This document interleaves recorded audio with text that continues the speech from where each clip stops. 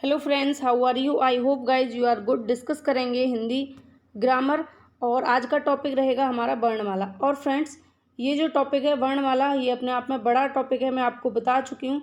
तो इसको हमें करने में 2 से 3 दिन लग जाएंगे। इसको हम बिल्कुल अच्छे तरीके से करेंगे, पूरा इसका निचोड़ निकाल लेंगे, तब जाकर हम इसका पीछा छोड़ेंगे। ठीक है, वर्णमाला से कैसा भी किसी भी तरीके का क्वेश्चन पूछा जाएगा तो आपका गलत नहीं होगा। इस तरीके से हम वर्णमाला को डिस्कस करेंगे, जिसमें हमारे स्वर व्यंजन सभी पूरी तरीके से कंप्लीट हो जाएंगे। तो चलिए वीडियो को स्टार्ट करेंगे। वीडियो पसंद आए तो लाइक शेयर करना, और चैनल फर्स्ट टाइम विजिट करें तो सब्सक्राइब करके नोटिफिकेशन आइकन को प्रेस कर लेना। बात करेंगे वर्णमाला की। अब इसमें हम कितनी चीज़ों को डिस्कस करने वाले हैं ये आप देख सकते हैं।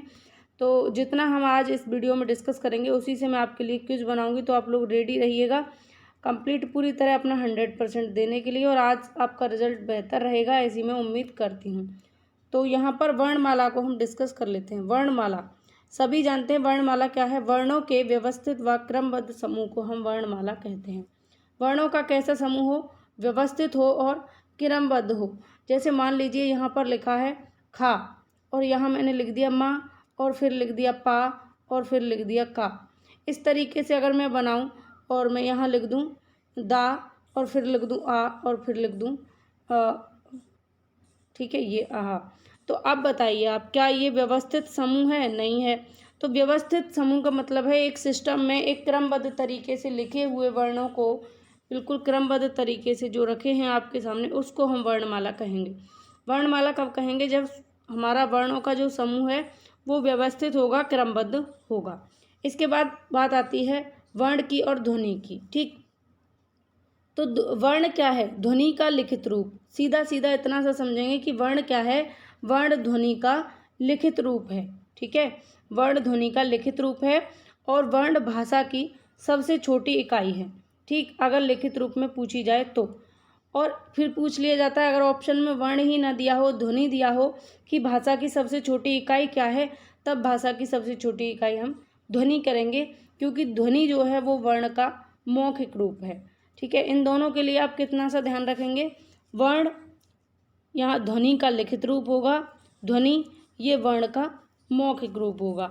जो बोलते हैं हम अपने मुंह से वो ध्वनियाँ हैं, तो वर्ण का ही मौखिक रूप होती हैं ध्वनियाँ। ठीक है, और वर्ण क्या है? ध्वनि जो होती है हमारे मुंह से निकलती है, उसी का लिखित रूप होता है वर्ण। इतनी सी बात आपको क्लियर हुई होगी। वर्ण क्या है? ध्वनि का लिखित रूप है। ध्वनि का है वर्ण का मौखिक रूप है। ठीक है, आगे चलिए अब बात कर लेते हैं। हमारे पास वर्णमाला हो गई, वर्ण हो गए, ध्वनि हो गई। अब बात करते हैं लिपि की। लिपि किसे कहते हैं? लिखने की शैली को लिपि कहते हैं। ध्वनियों को लिखने के लिए जिन चिन्हों का प्रयोग किया जाता है वही लिपि कहलाती है। पता है आपको सभी को कि हमारे जो लिखने की शैली है, लिखने का जो ढंग है, उसी को हम लिपि कहेंगे। मतलब लिखने के लिए हम जिन चिन्हों का प्रयोग करते हैं उनको हम लिपि कहते हैं, या वही हमारी लिपि है। जैसे देवनागरी लिपि, रोमन लिपि। तो देवनागरी लिपि में हम लिखने के लिए कैसे चिन्हों का प्रयोग करते हैं? का, खा, गा, घा। रोमन लिपि में ए, बी, सी। तो इस तरीके से अलग अलग लिपियों की अलग अलग ध्वनि चिन्ह हैं। ठीक है, अलग अलग चिन्ह हैं उसको दिखाने के लिए, शो कराने के लिए, उसको लिखने के लिए। क्योंकि हमारे जो लिखने की शैली है उसी को हम लिपि कहेंगे। तो लिखने के लिए हम जिन चिन्हों का प्रयोग करते हैं, जिन ध्वनि चिन्हों का प्रयोग करते हैं, वही हमारी लिपि कहलाती है। ठीक है, इतनी बस आपको बात ध्यान रखनी है। जैसे हम का, खा, गा लिखते हैं, तो यही क्या है? यही हमारी लिपि है। लिखने का जो हमारा तरीका है, शैली है कि हम इस तरीके से लिखते हैं या इस तरीके से लिखते हैं, यही हमारी लिपि है। ठीक है, लिपि चिन्ह आपके सामने है। अब आगे बढ़ेंगे और हम बात कर रहे हैं वर्ण। अब यहाँ हम वर्ण की बात करते हैं। वर्ण जो हैं हमारे टोटल कितने हैं? 52 हैं। कुल वर्ण कितने हैं? 52 हैं। अब इन 52 वर्णों को 2 भागों में बांटा गया। कितने भागों में? 2 भागों में, स्वर और व्यंजन। ये 52 वर्ण जो हैं हिंदी में, टोटल वर्ण अगर पूछे जाते हैं तो कितने? 52। अब इन 52 वर्णों को स्वर और व्यंजन 2 भागों में बांटा गया। स्वर किसे कहते हैं? जिनका उच्चारण स्वतंत्र रूप से होता है, जो बिना किसी की सहायता के बोले जाते हैं, उन्हें हम स्वर कहते हैं। व्यंजन जो स्वर की सहायता से बोले जाते हैं, उन्हें हम व्यंजन कहते हैं। जैसे आपने देखा आ, ये बिना किसी की सहायता के उच्चारित हो रहा है। फिर उसके बाद आ, ये भी बिना किसी की सहायता के उच्चारित हो रहा है, तो ये क्या है? स्वर है। और जैसे ही हम का लिखते हैं तो इस का के अंदर आ इंक्लूड है। आपको पता है कि ये जो का है व्यंजन ये इस तरीके से है, लेकिन जब हम इसको जैसे पूरा का बनाना है हमें, तो इसके अंदर आ इंक्लूड होगा और तब बनेगा ये हमारा स्वर के युक्त से का। ये यहाँ स्वर रहित का है, इसमें स्वर नहीं है और इसमें स्वर मिला हुआ है, यानी हमारा आ मिला हुआ है। तो जितने भी वर्ण होते हैं उन सभी में हमारे आ का योग तो होता ही है, और अन्य जब स्वर आते हैं तो वो हमारे मात्रा के रूप में दिखाई देते हैं। ठीक है, जैसे कि अब स्वर की अगर मैं बात करूं तो स्वर से आपका क्वेश्चन पूछा जाता है कि स्वर कितने हैं, कुल स्वर कितने हैं, तो आप कंफ्यूज हो जाएंगे। एक बार क्वेश्चन पूछ लिया गया कि स्वरों की संख्या कितनी है, तो वहाँ ऑप्शन में 11 भी है और 13 भी है, तो आप किसके साथ जाएंगे? तो अगर नॉर्मली आपसे स्वर की संख्या पूछी है तो आप 11 के साथ जाएंगे, और अगर कुल स्वरों की संख्या पूछी है तो आप 13 के साथ जाएंगे। वो कैसे? तो आपसे स्वरों की संख्या पूछी जाएगी तो ये सारे आएंगे आ ई उ री ए ऐ ओ औ। ठीक है, ये 11 क्या हैं? हमारे स्वर हैं। ठीक, क्या हैं ये? स्वर। अगर कुल स्वर आपसे पूछा जाएगा तो यहाँ अयोगवाह भी इसमें इंक्लूड हो जाएंगे, क्योंकि अयोगवाह मतलब ये स्वर भी हैं और व्यंजन भी, इनमें दोनों का गुण है, तो ये अयोगवाह कह दिए गए। लेकिन इनमें व्यंजन का गुण कम और स्वर का गुण ज़्यादा दिखाई देने की वजह से इनको स्वर के अंदर ही रख दिया गया, और इनको मिलाकर हमारे कुल 13 स्वर हो जाते हैं। अयोगवाह को मिलाकर कुल कितने स्वर हो जाते हैं? 13 स्वर हो जाते हैं। तो अगर स्वरों की संख्या पूछी जाएगी तो आप 11 करेंगे, कुल स्वरों की संख्या पूछी जाएगी तो आप 13 करेंगे। एक चीज़ और मैं आपको बता देती हूँ, ध्यान रखना, अगर मात्रा के आधार पर स्वरों की संख्या पूछी जाए, किसके आधार पर? मात्रा के आधार पर। मात्रा के आधार पर अगर स्वरों की संख्या आपसे पूछ ली जाए तो आप कितने करेंगे? तो मात्रा के आधार पर स्वरों की संख्या कुल 11 नहीं 10 है। कितनी है? 11 नहीं 10 है। अगर मात्रा के आधार पर स्वरों की संख्या पूछी जाए तो कितनी होगी? 10 होगी। कितनी? 10, क्योंकि आ की कोई मात्रा नहीं होती, आ की कोई मात्रा नहीं होती। और मात्रा के आधार पर सिर्फ स्वरों की संख्या पूछी जाए तो 10 होगी, और मात्रा के आधार पर कुल स्वरों की संख्या पूछी जाएगी तो कितनी होगी? 12 होगी। यहाँ से क्वेश्चन पूछा नहीं गया है अभी तक, और ना ही लगता है कि पूछा जाएगा, लेकिन यहाँ से क्वेश्चन बन चुका है कि मात्रा के आधार पर स्वरों की संख्या कितनी है, तो मात्रा के आधार पर स्वरों की संख्या 10 है। अगर नॉर्मली पूछा जाएगा तो 11 है, और मात्रा के आधार पर 10 हो जाएगी, क्योंकि आ की कोई मात्रा नहीं होती, इन 10 लोगों की ही मात्रा होती है। ठीक है, आगे बढ़िए। अब अयोगवाह। अब अयोगवाह की बात कर लेते हैं कि अंग और आहा को अयोगवाह का नाम क्यों दे दिया गया, ये अयोगवाह क्यों रख दिए गए? तो यह दोनों अयोगवाह हैं क्योंकि इनके अंदर स्वर और व्यंजन दोनों के गुण पाए जाते हैं, इसलिए हम इन्हें वर्णों के बीच की कड़ी कहते हैं। वे वर्ण जो आ के योग से मिलकर बने किंतु व्यंजन के लिए अर्थ वहन करते हैं, उन्हें हम अयोगवाह कहते हैं। अब इसको समझते हैं, इस चीज़ को, कि इसका मतलब क्या है। तो देखिए, अयोगवाह इसका मतलब क्या है? अयोगवाह इसका मतलब है आ के योग से बने हैं, आ और योग। आ योग का मतलब है आ के योग से बने हैं, लेकिन किसका वहन करते हैं? किसके अर्थ का वहन करते हैं? व्यंजन के लिए अर्थ का वहन करते हैं। किसके लिए? व्यंजन के लिए। अब देखिए कैसे, जैसे मान लीजिए हमने लिखा कंचन, है ना, कंचन। अब आपको पता है जो व्यंजन हैं वो बिना स्वर की सहायता के नहीं बोले जाते। व्यंजन जो हैं बिना स्वर की सहायता के नहीं बोले जाते। ठीक है, तो हमने यहाँ जब कंचन जब लिखा तो आपने देखा कि ये का जो है इसकी सहायता के बोला नहीं जा रहा जब हमें कंचन लिखना है। तो जब हमारा व्यंजन इसकी सहायता के बिना नहीं बोला जा रहा है तो ये क्या है? फिर स्वर है। इसके अंदर कौन सा गुण पाया गया? स्वर का गुण पाया गया। और इसके अलावा अगर हम ऐसे लिखते हैं, जैसे मान लीजिए हमने लिखा ऐसे, इस तरीके से लिखा, तो जब ये स्वर है तो इसको यहाँ किसी की ज़रूरत कैसे पड़ी? तो यहाँ इसके अंदर अब व्यंजन का गुण नज़र आ रहा है, तो इसके अंदर दोनों के ही गुण विद्यमान हैं, स्वर और व्यंजन दोनों के ही गुण इसके अंदर पाए जाते हैं। इसलिए इसको हम क्या कहेंगे, इसलिए इसको हम वर्णों के बीच की कड़ी कहते हैं। अब मैं आपको बताऊं, क्वेश्चन यहाँ से बना है कि वर्णों के बीच की कड़ी किसे कहा जाता है, वर्णों के बीच की कड़ी किसे कहते हैं, ये है क्वेश्चन, यहाँ से बन सकता है क्वेश्चन। तो वर्णों के बीच की कड़ी अयोगवाह को कहते हैं, ठीक है। और अयोगवाह के अंदर स्वर और व्यंजन दोनों के ही गुण पाए जाते हैं, ये आपको ध्यान रखना है, ठीक। आ के योग से बनते हैं ये, और व्यंजन के लिए अर्थ वहन करते हैं। इसका मतलब ही निकल रहा आ योग वाह, यानी आ के योग से बने हैं और व्यंजन के लिए अर्थ वहन करते हैं, जब हम इनको अयोग वाह कहते हैं। अब बात करेंगे हम स्वर की मात्रा, स्वर की मात्रा।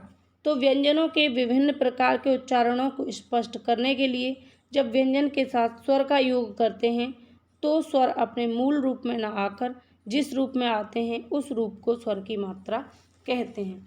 स्वर की मात्रा किसे कहेंगे हम, जब हम किसी व्यंजन का उच्चारण करने के लिए उसमें हम स्वर लगाते हैं तो हमारा स्वर मूल रूप में नहीं आता बल्कि मात्रा के रूप में आता है। जैसे मैंने लिखा किताब, क्या लिखा, किताब। अब देखिए इसमें हमारा जो स्वर है, स्वर कौन सा है, ई, स्वर कौन सा है, ई, और ता में कौन सा है, आ, ठीक है, यही तो स्वर है। लेकिन क्या ये मूल रूप में आ रहा है, हमने ऐसे थोड़ी लिखा है कि ई ता आ ब, इस तरीके से थोड़ी लिखा है, ऐसे लिखा है। इसका मतलब है कि जब हम किसी व्यंजन के साथ स्वर का प्रयोग करते हैं तब हमारा स्वर मूल रूप में ना आकर मात्रा के रूप में आता है। जैसे यहाँ पर आया है किताब, तो हमारी जो ई स्वर है ये हमारा मूल रूप में ना आकर किस में आया है, मात्रा के रूप में आया है। जैसे यहाँ लिखा है आ की कोई मात्रा होती नहीं है, आ की जो डंडा होता है ई की मात्रा इस तरीके से होती है, और बड़ी ई की अगर बात की जाए दीर्घ ई की तो इस तरीके से होती है, ऊ की ऐसे, ऊ की ऐसे, तो ये सब आपको पता ही है। तो समझना इतना सा है कि जो हमारा स्वर है वो अगर किसी व्यंजन के साथ में लगाया जाता है व्यंजन के योग या उसका उच्चारण करने के लिए तो वो हमारा स्वर मूल रूप में ना आकर किस में आता है, मात्रा के रूप में आता है।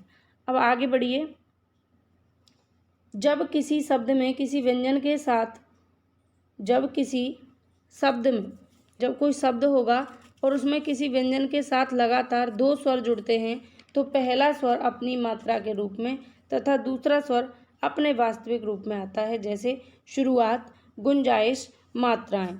अब देखिए बात क्या है, बात क्या कही गई है यहाँ पर, जब किसी शब्द में, ये शब्द है, इस शब्द में व्यंजन के साथ, जब किसी व्यंजन के साथ लगातार दो स्वर जुड़ते हैं, व्यंजन के साथ लगातार कितने स्वर जुड़ रहे हैं, दो स्वर। तो पहला स्वर, जैसे यहाँ पहला स्वर है ये और इसमें पहला स्वर है ये, इसमें पहला स्वर है ये, पहला स्वर अपनी मात्रा के रूप में आएगा और दूसरा स्वर अपने वास्तविक रूप में आएगा। जैसे शुरुआत, अब शुरू और आत ये दोनों एक साथ आए, ऊ और आ, तो ऊ हमारा पहला जो स्वर है वो मात्रा के रूप में आ गया रा के साथ, और आ हमारा अपने वास्तविक रूप में आया है। वैसे ही गुंजाइश में यहाँ पर जा में आ लगा हुआ है तो ये मात्रा के रूप में आया, ई अपने वास्तविक रूप में आया है। वैसे ही मात्राएं में, मात्रा, तो त्रा में आ अपना मात्रा के रूप में आया है और ए अपना वास्तविक रूप में आया है। मतलब कहने का इतना सा है कि जब हम किसी व्यंजन के साथ में स्वर को जोड़ते हैं और लगातार दो स्वर आ जाते हैं, लगातार दो स्वर आ जाते हैं तो पहला स्वर मात्रा के रूप में और दूसरा स्वर अपने वास्तविक रूप में होगा। आगे है स्वरों का वर्गीकरण उत्पत्ति के आधार पर, स्वरों का वर्गीकरण उत्पत्ति के आधार पर। तो यहाँ पर मूल स्वर कितने होते हैं, चार होते हैं, आ ई उ और री। हिंदी में चार होते हैं और संस्कृत में पांच होते हैं, तो हिंदी में याद रखेंगे चार होते हैं।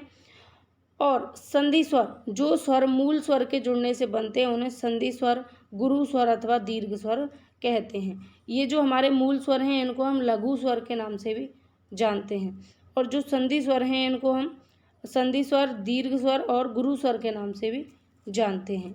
ठीक है, अब बात कर लेते हैं मूल स्वर की।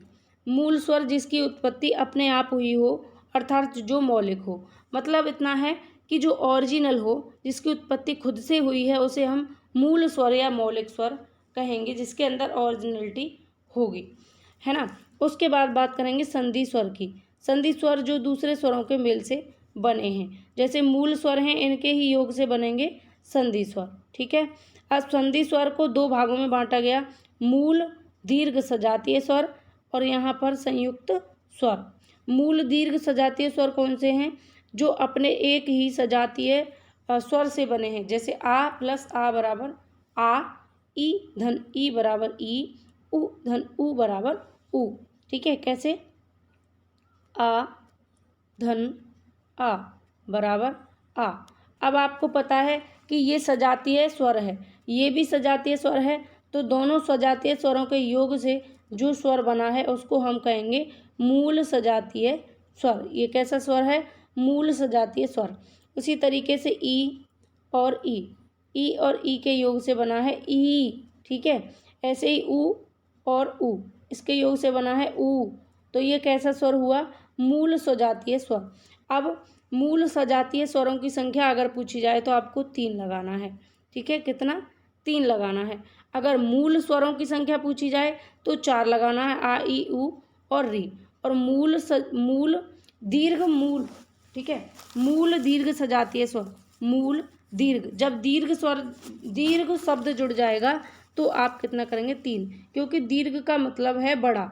बड़ा कब होगा? जब छोटा और छोटा मिलकर बनाएंगे, छोटा छोटा बराबर बड़ा। तो जब मूल स्वर की बात होगी तो 4 करेंगे, आ ई उ और री। जब मूल दीर्घ सजातीय स्वर की बात होगी तब आप 3 करेंगे। ध्यान रखना, ये छोटे छोटे कॉमन से पॉइंट हैं जिनसे मिस्टेक होती हैं, इनको ध्यान से समझिए। मूल स्वर 4 और मूल दीर्घ सजातीय स्वर 3। सजातीय स्वरों की बात हो रही है और दीर्घ की बात हो रही है तब 3 होंगे, ठीक है।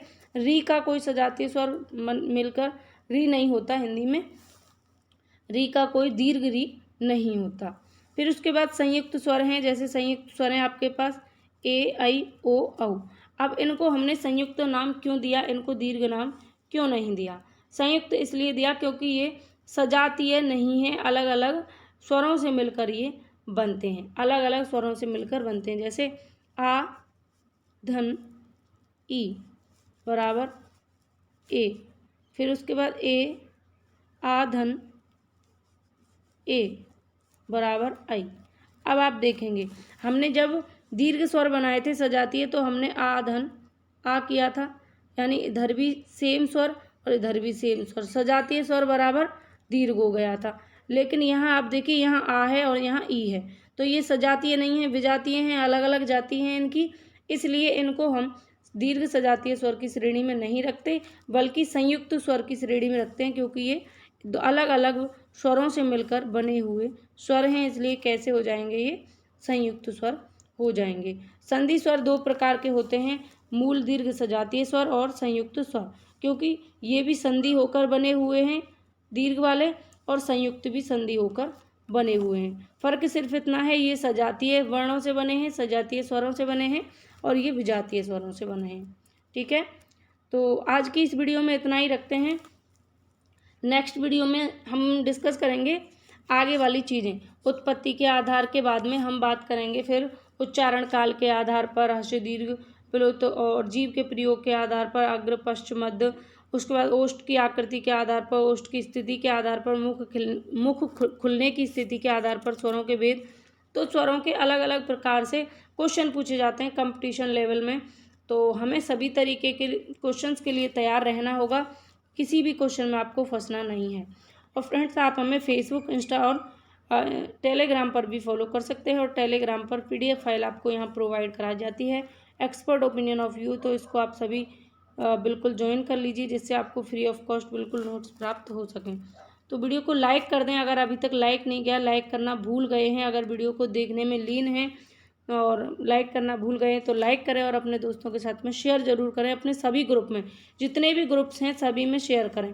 आज की इस वीडियो में मुझे बहुत मोटिवेशन मिलना चाहिए, आपका रेस्पॉन्स बिल्कुल पॉजिटिव होना चाहिए, जिससे मैं आगे आने वाली वीडियोज़ के लिए और भी ज़्यादा आपके लिए मेहनत करूँ। चैनल फर्स्ट टाइम विजिट करें तो सब्सक्राइब करके नोटिफिकेशन आइकन को प्रेस कर लेना, इसको पूरा सपोर्ट कीजिएगा, मुझे ऐसा लगना चाहिए कि हाँ, आप लोग पूरी तरीके से हमारे साथ हैं। तो चलिए मिलते हैं अगली वीडियो में, तब तक के लिए good bye, take care, Radhe Radhe.